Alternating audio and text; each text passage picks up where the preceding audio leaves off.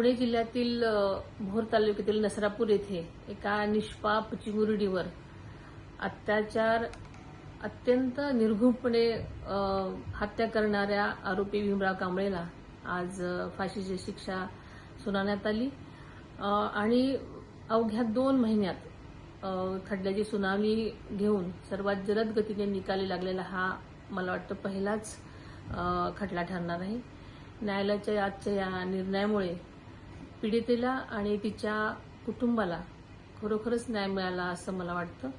हा निर्णय न्यायव्यवस्थेवरील विश्वास अधिक दृढ करणारा आहे। न्यायालयाच्या या ऐतिहासिक निर्णयाचं मी मनापासून स्वागत करते। अशा क्रूर विकृतीला समाजात कोणतंही स्थान नाही।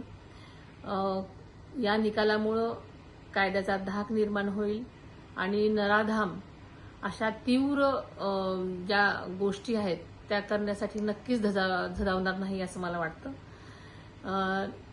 निष्पाप मुलींना आणि महिलांना न्याय मिळवून देण्यासाठी तपास यंत्रणा आणि सरकार हे नेहमीच पाठीशी असतं आणि या केसमध्ये सुद्धा वकिलांनी अत्यंत संवेदनशीलपणे आणि तत्परतेने काम केलेलं आपण सगळ्यांनी पाहिलेलं आहे।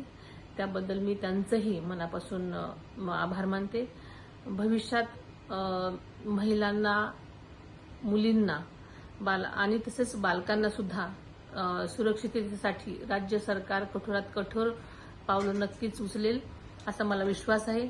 आम्ही सर्वजण पीडित कुटुंबाच्या दुःखात त्यांच्या पाठीशी नेहमीच आहोत। अशा घटना पुन्हा पुन्हा घडू नयेत यासाठी समाज आणि सरकार एकत्रितपणे अशा गोष्टी घडू नयेत म्हणून काहीतरी ठोस करण्याची आज आवश्यकता आहे आणि नक्कीच यासाठी पुढाकार नक्कीच घेतला जाईल आणि सजगतेने त्याकडे पाहिलं जाईल।